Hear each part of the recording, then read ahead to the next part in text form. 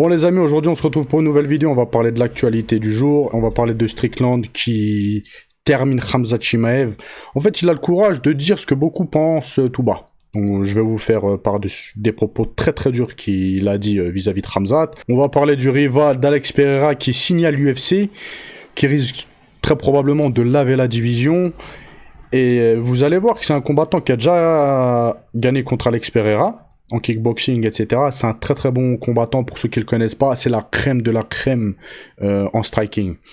Moi, c'est un combattant que j'ai toujours beaucoup apprécié parce qu'il est extrêmement technique et c'est très très beau ce qu'il fait. Donc là, les gars, il signe à l'UFC pour son premier combat. Et très clairement, hein, on comprend très très vite que Dana White, il a envie de faire monter la sauce. Et très clairement, je pense qu'il a envie de faire une trilogie à l'UFC pour la ceinture entre Alex Pereira et son rival, Artem Vakitov. Donc on va revenir sur ça, on va revenir sur Morgan Charrière, sur plein d'actualités. Et les amis, on commence tout de suite avec Khamzat Chimaev et Strickland. Attendez, hop, là, je vous remets ça bien. Donc il a dit quoi lors d'une interview? Pour rappel, hein, ils étaient partenaires d'entraînement. Et ils avaient l'air de s'entendre assez bien à une certaine époque, Strickland et Khamzat Chimaev. Et là, lors d'une interview, il a dit quoi? Il a dit « J'adore comme le monde néglige le passé de ce gars. Il a construit une vie en Suède pour devenir ensuite le meilleur ami d'un monstre absolu qu'il l'a quasiment acheté comme une PUTE. » Vous aurez compris. Ensuite, lorsque la laisse a été trop serrée, il s'est envolé vers le Moyen-Orient. Après, il dit quoi? Tu ne devrais pas être autorisé dans ce pays. Tu as vendu ton âme à un... Voilà, je vais vous zoomer pour que vous compreniez. Tu n'es pas compatible avec l'Amérique. Ça me rend malade que l'UFC oublie qu'elle est une entreprise américaine. Après l'article de la sœur, ils disent quoi? Une nouvelle fois, Strickland n'a pas retenu les coups face à Khamzat. Une rencontre entre les deux hommes dans la cage pourrait être particulièrement tendue. Personnellement, les gars, c'est vrai que ce serait un combat que j'aimerais voir les deux là. Je sais pas ce que vous en dites, mais un fight entre les deux serait magnificos. Donc niveau clash, je pense que Khamzat a jamais été autant clashé que par Strickland. Donc voilà les amis, maintenant on passe à la prochaine actualité, on va parler de Morgan Charrière qui aurait refusé de grosses offres avant l'UFC.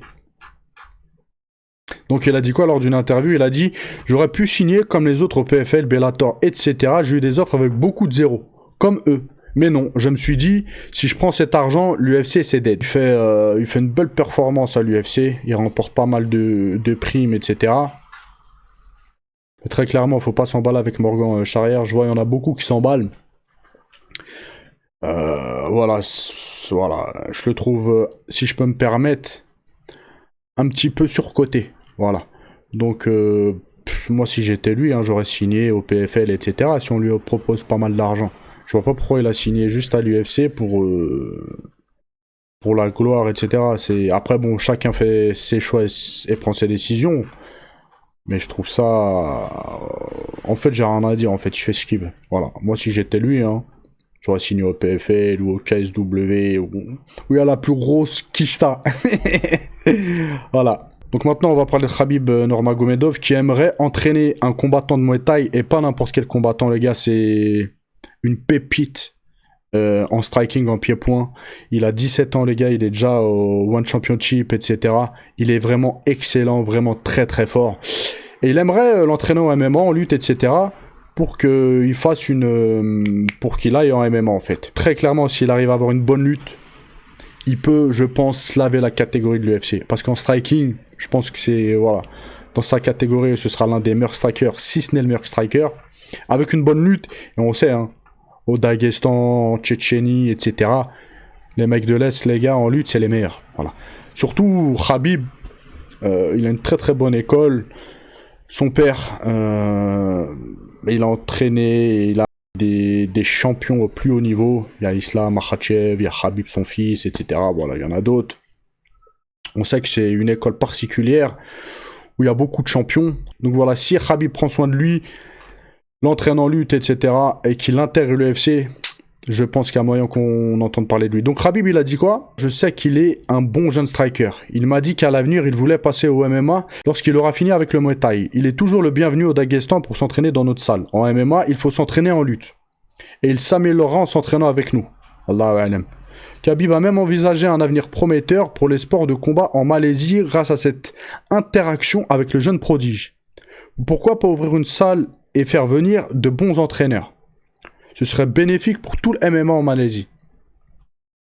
Donc voilà, je ne pense pas qu'il y a du MMA en Malaisie, ou s'il y en a, voilà, c'est très peu, quoi. Et voilà, il a envie d'ouvrir des salles et implanter le MMA en Malaisie. Est-ce que c'est une bonne idée ou pas? Ça, faut voir. Mais voilà, c'est son intention en tout cas. Si Joan Ghazali intègre l'UFC, je serais très hypé et je serais dans le train directement. Maintenant les amis, on va finir avec Alex Pereira et Artem Vakhitov. Voilà, Artem Vakhitov intègre officiellement l'UFC. Bon les gars, on va parler français. Je vais vous dire moi ce que je pense par rapport à Alex Pereira. Il y en a beaucoup, hein, surtout là ces derniers jours, qui disent ouais, Alex Pereira, c'est le GOAT du MMA, etc. Bon, calmez-vous la famille. Calmez-vous, d'accord. Dana White, il a facilité Alex Pereira depuis son premier combat à l'UFC. Il a mis une autoroute, il est allé directement combattre Adesanya. Au bout de quelques combats, il a combattu pour la ceinture. Et il a affronté dans sa carrière quasiment que des strikers. D'accord. Donc la transition pour Alex Pereira, elle était très facile entre le kickboxing et le MMA. Vu que voilà, il affronte très peu, voire pas du tout de lutteurs, etc., etc. Pour lui, c'est pas trop des paysans. Hein. Personne ne regardait son dernier combat. Que du striking, etc. Contre Strickland, ça a été pareil. Bref, on a tous vu les combats, les gars. Le mec, voilà, Dana White, il lui a déroulé le tapis rouge. Ok, jusqu'à maintenant. Et regardez, pour preuve, on lui esquive le combat contre... Ah, purée, j'ai oublié son blaze. Contre le... Ah, j'ai oublié son blaze, dites-le moi en commentaire. J'ai oublié son blaze. On le fait pas combattre contre lui. Ok? Donc là, il y a une petite histoire entre Artem Vakhitov et Alex Pereira. Artem Vakhitov, pour ceux qui ne le savent pas, encore une fois, comme je vous ai dit tout à l'heure, c'est la crème de la crème en pied-point, en striking, etc. Il a été, il me semble, 7 fois champion du Glory, si je me trompe pas, 7 fois. Allez voir ses combats, c'est vraiment magnifique.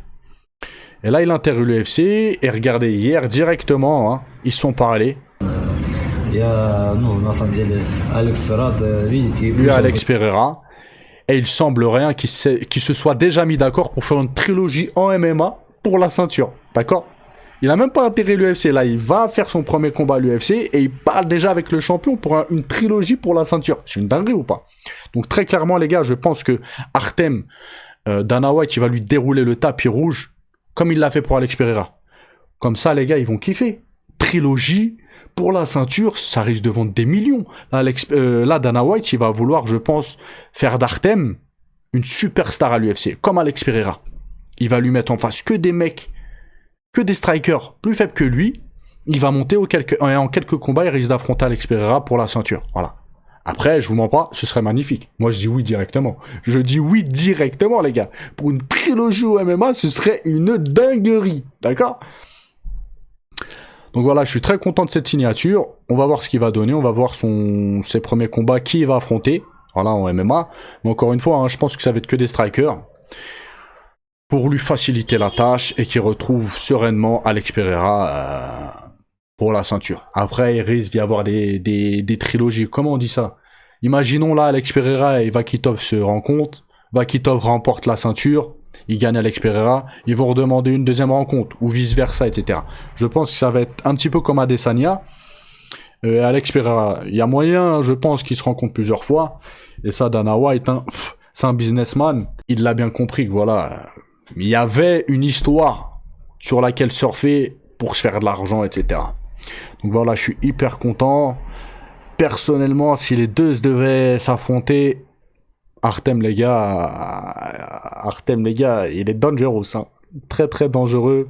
Alex Pereira, il sait. Donc voilà, les amis. On va le suivre de très près. En tout cas, moi, je suis dans le train d'Artem Vakhitov. Donc vivement son prochain combat à l'UFC. Voir qui il va affronter. Les amis, je vais vous laisser. N'oubliez pas de lâcher un petit like, un petit commentaire. Je vous dis à la prochaine vidéo. Passez une bonne journée. Ciao, ciao.